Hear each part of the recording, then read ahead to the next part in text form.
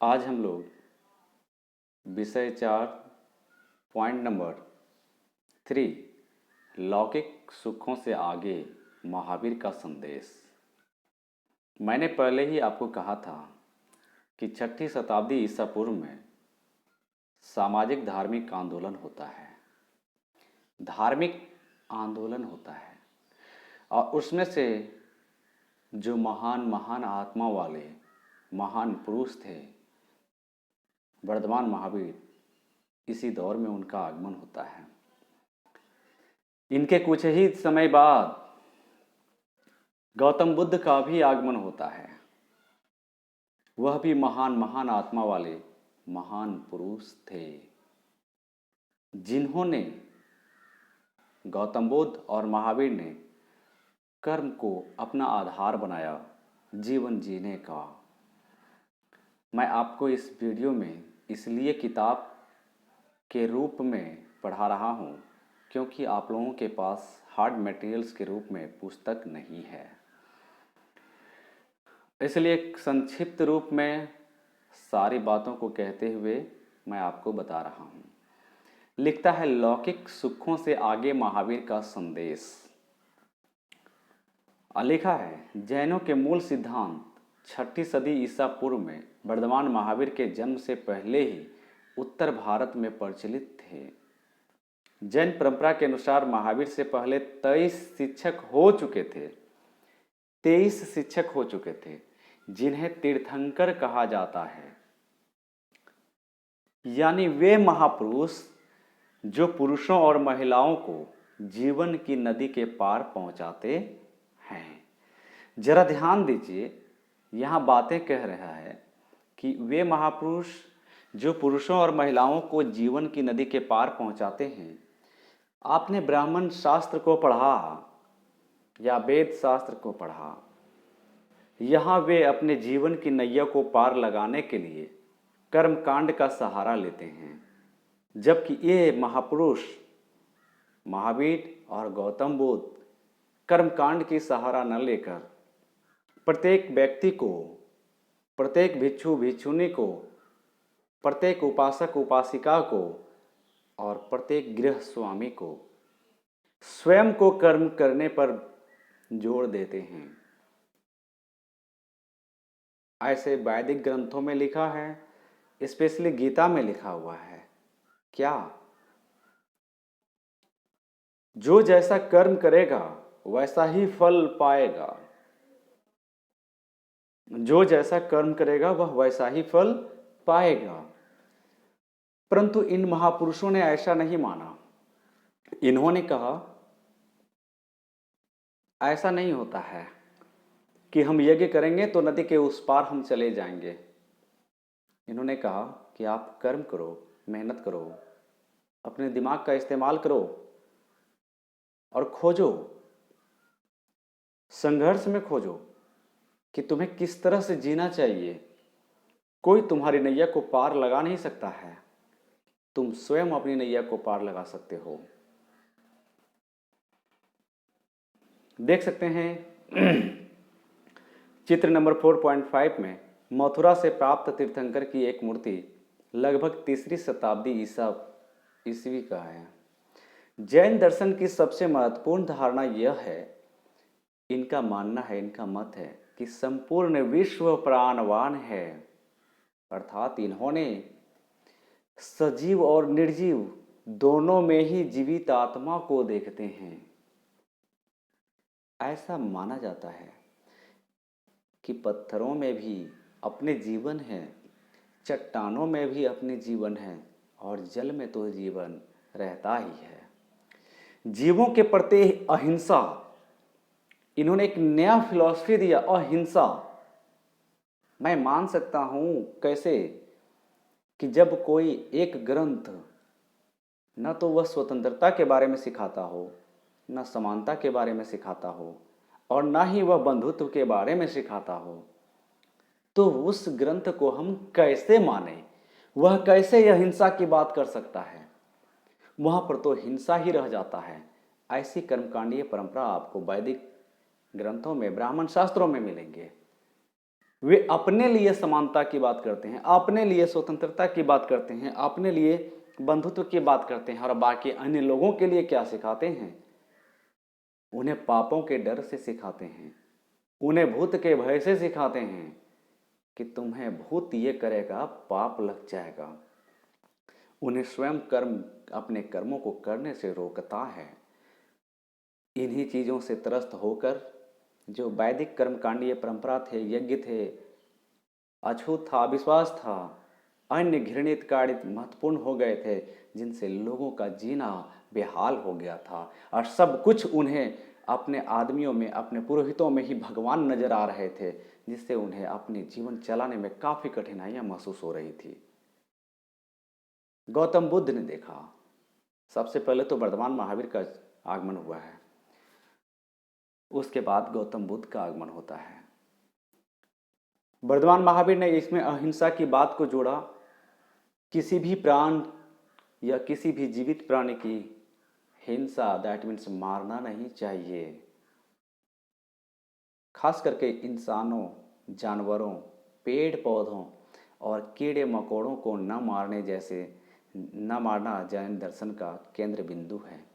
आज भी आपको मिलेंगे जो बड़े बड़े मोस्टली मारवाड़ी फैमिली के हैं, वो जैन परिवार से बिलोंग करते हैं, और उनका पेशा क्या होता है? बिजनेस। क्योंकि उसकी मूल मोटो जो है अहिंसा है, वह हिंसा नहीं करना चाहता है। और यहाँ पग पग पर हिंसा होती है। किसान अपने खेत में जाते हैं, वहाँ भी हिंसा है। हम जब चलते हैं जमीन पर तो न जाने कितने छोटे छोटे असंख्य जीव हमारे पैर के नीचे दबे जाते हैं और मर जाते हैं। कितने कीड़े मकोड़े मारे जाते हैं। उन्होंने सबसे पहले कहा, हिंसा नहीं करो। सबों का अपना संघर्षशील जीवन है, सभी अपने संघर्षमय जीवन व्यतीत कर रहे हैं। जीने के लिए हमें हिंसा इसलिए भी नहीं करनी चाहिए, हम चूंकि मानव हैं, हम चूंकि होमोसैपियंस प्राणी हैं, चूंकि चिंतनशील मानव हैं, चूंकि एक ज्ञानी मानव हैं। नहीं तो आज अगर ज्ञानी मानव नहीं होते तो हमारी स्थिति बंदरों के जैसी रहती, हमारी स्थिति मानव होते हुए भी पशुओं के समान रहती। ऐसे भी कहा गया है। कुछ चीज़ें तो वाकई में सत्य हैं, जो वैदिक ग्रंथों में भी हैं और जिन्हें आगे तक आज तक बरकरार चला आ रहा है। संस्कृत एक श्लोक है, एसाम न विद्या तपो न दानम ज्ञानम न शीलम गुणो न धर्म ते मृत्युलोके भुवि भारभूता मनुष्य रूपेण मृगाश्चरन्ति। अर्थात जिनके पास न तप है, न ज्ञान है, न शील है और न ही आचरण है, वे मनुष्य इस पृथ्वी पर पशु के समान विचरण कर रहे हैं। तो पशु और मनुष्य में कोई भेद नहीं रह जाता है। फर्क होता है शारीरिक बनावट में, कि वह पशु है, 4 पैर है, और यहाँ मानव का 2 ही पैर है, लंबोदर है, जैसी भी बनावट हो। इन्होंने यही बातें कहा कि यह हिंसा इसीलिए नहीं करनी चाहिए, हिंसा इसीलिए नहीं करनी चाहिए। जैन मान्यता के अनुसार आप देखते हैं कि जन्म और पुनर्जन्म का चक्र कर्म के द्वारा निर्धारित होता है, जबकि वहाँ पे क्या कहा गया है कि जैसा कर्म करोगे वैसा फल पाओगे। बुरा कर्म करोगे तुम्हें बुरे फल की प्राप्ति होगी, अच्छा कर्म करोगे तुम्हें अच्छे फल की प्राप्ति होगी। तो यहाँ कंट्राडिक्शन इस बात की आती है कि जो ग्रंथ लिखे गए थे वह एक विशेष वर्ग के द्वारा लिखे गए थे। उन्होंने ब्रह्मा को अपने आप में जोड़ा और अपने आप को ब्राह्मण कह लिया। ब्रह्मा के साथ तारतम्यता स्थापित करते हुए अपने आप को ब्राह्मण कह लिया, और ग्रंथों की रचना इन्हीं लोगों ने की। इसमें कोई ना तो वैश्य थे, ना तो शूद्र थे, कोई नहीं थे। तो मैं इनके सिद्धांतों को कैसे बिलीव करूं कि जैसा कर्म करोगे वैसा फल पाओगे।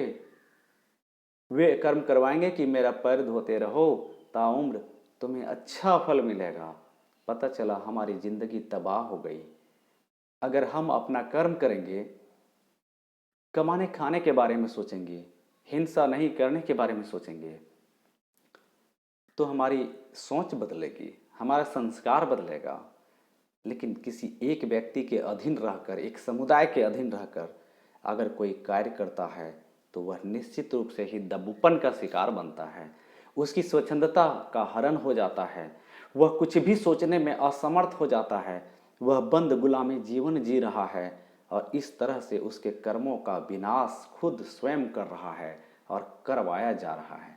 तो इन्होंने इस सिद्धांत का सीधा खंडन किया। बोला कि जैसा तुम कर्म करोगे वो जन्म और पुनर्जन्म का चक्र निर्धारित होता है। ऐसा जैनों की मान्यता है, यहाँ मैं देख रहा हूँ जो लिखा हुआ है आपके पुस्तक में। तो कर्म करने के लिए किन किन बातों पर जोर देना चाहिए, वहाँ पर कर्म की बातें अलग हैं वैदिक संस्कृति में, ठीक है, और यहाँ पर कर्म की बात स्पष्ट है। यहाँ कर्म की बात सीधा कह रहा है कि आपको त्याग और तपस्या की जरूरत होती है। एक ही टर्म कर्म को डिफाइन बुद्ध ने भी किया है और यही कर्म को डिफाइन जैन ने भी किया है और यही टर्म को डिफाइन वैदिक संस्कृति में किया है, जहां आपको रामायण और महाभारत के द्वारा भी बतलाया जाता है और वैदिक शिक्षा में भी बतलाया जाता है। वहाँ शिक्षा परंपरा की कितनी दोष थी, कितनी विसंगतियाँ थी वैदिक शिक्षा में कि द्विज ही केवल शिक्षा प्राप्त कर सकते थे, बाकी और इसके हकदार नहीं थे। जबकि महावीर के सिद्धांत के अनुसार एजुकेशन टू ऑल, सबों के लिए शिक्षा, सबों को शिक्षा, यही बात गौतम बुद्ध की शिक्षा में थी कि सबों को शिक्षा प्राप्त होनी चाहिए। जो कर्म की बात वहां कह रहा है कि आप कर्म कांड कीजिए, वहां यज्ञ कीजिए तो आपको पुण्य मिलेगा, तो आपको भगवान अच्छा फल देंगे, आप स्वर्ग में अच्छा से रहेंगे।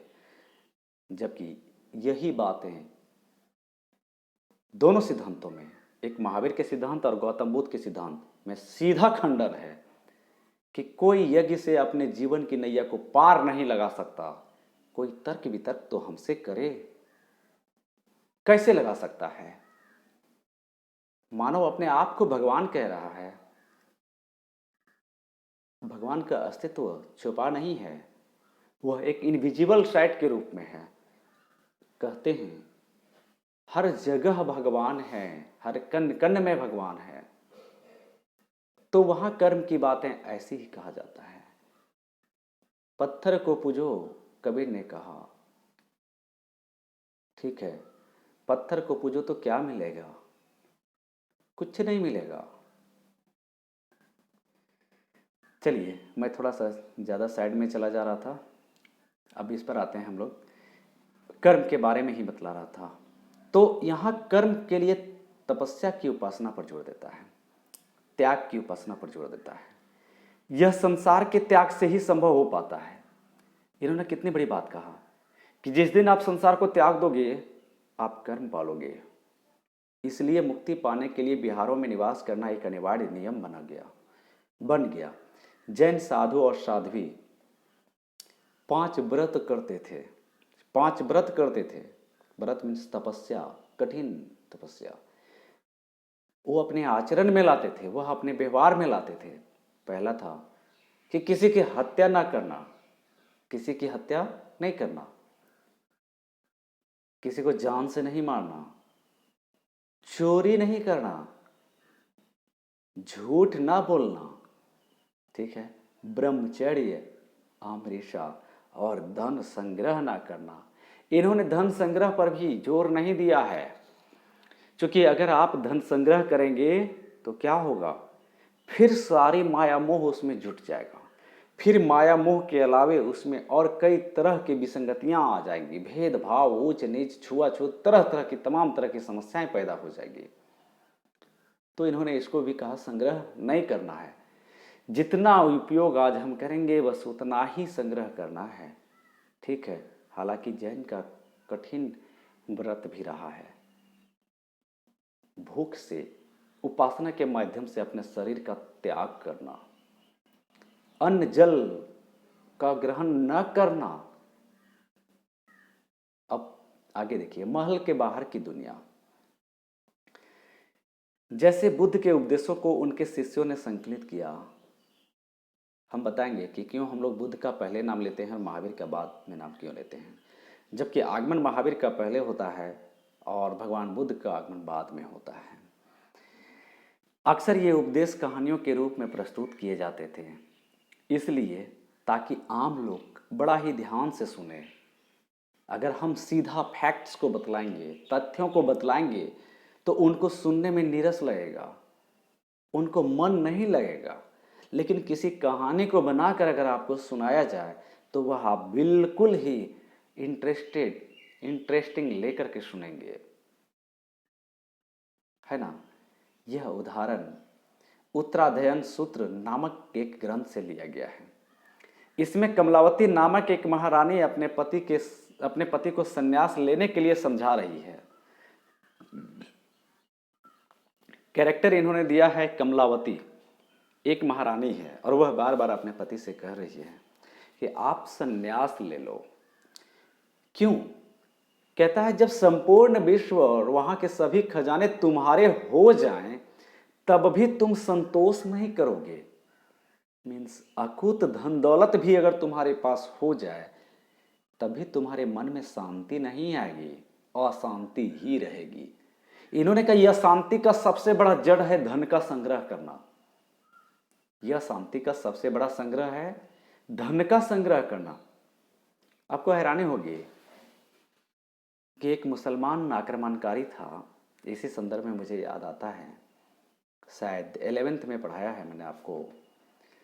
वह कहता है गजनी प्रांत से हमला करने के लिए आसपास के ही इलाके में गया था, मैं बोल रहा हूँ। वह कहता है कि मैं तुम्हारे विनाश के लिए आया हूँ और इसके लिए किसी और ने नहीं बल्कि तुम लोगों ने मुझे आमंत्रित किया है। वो चूंकि अमीर था, काफ़ी धन दौलत थे, कुछ संपदा थी, उन्होंने संग्रह करके रखा था। और उस आक्रमणकारी शासक ने कहा मैं स्वयं यहाँ नहीं आया हूँ, अल्लाह ने मुझे यहाँ नहीं भेजा है, बल्कि तुम लोगों ने मुझे बुलवाया है, तुम लोगों ने मुझे बुलाया है। किस लिए? क्योंकि तुम बहुत अमीर हो, इसलिए। अब यहाँ यही बातें हैं। वह कह रही कि अब बहुत सारी धन दौलत अगर तुम्हारे पास हो जाए तब भी तुम चैन में नहीं रहोगे। जब तुम्हारी मृत्यु होगी और जब सारा धन पीछे छूट जाएगा तब सिर्फ क्या रहेगा? धर्म ही, और कुछ भी नहीं रहेगा जो तुम्हारी रक्षा करेगा। बंधु, आज भी हमारे कुछ गांव में वैसे बुजुर्ग लोग मिलेंगे, वैसे बुद्धिजीवी लोग मिलेंगे जिन्हें धन से लालच नहीं होती, जो ईमानदारी पूर्वक अपने धन के साथ चलते हैं और बेईमानियत के साथ नहीं चलते हैं। अक्सर वे कहा करते हैं कि मौत के पीछे तुम्हारा कर्म ही याद करेगा, न कि धन और दौलत याद करेगा। सोच सकते हो आप कि तुम अच्छा कर्म करोगे तो वाकई में ताउम्र तुम्हारी नहीं, तुम्हारे कर्मों के फल वे लोग याद करेंगे। आज जिस प्रकार हम लोग महापुरुषों की जीवनियाँ पढ़ते हैं, उनके उपदेश को पढ़ते हैं और आत्मसात करते हैं, आत्मसात करने का मतलब अपने दिल में रचाते हैं, बसाते हैं कि हम भी ऐसा करेंगे। हम ऐसी ही कामना करते हैं कि हमें कोई भी ऐसी विसंगति वाली काम नहीं करना है जिससे लोगों की भलाई ना हो। कहता है तुम्हारा तो धर्म ही रहेगा और वही तुम्हारी रक्षा करेगा।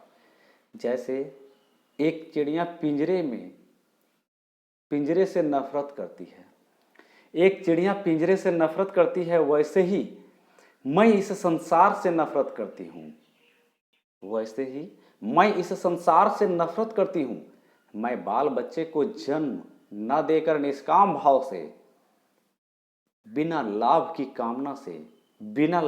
कामना से और बिना द्वेष के एक साध्वी की तरह जीवन बिताऊंगी। सोच सकते हो इनके अंदर, इनके आत्मा में यह हिंसा की कितनी गहराई तक भावना समा गई। बिना किसी लोभ के इन्होंने कितनी दूर तक सोच लिया कि इनके मन में अब किसी तरह की कामना नहीं रह गई। ये बिना बच्चे का ही रहना चाहती हैं।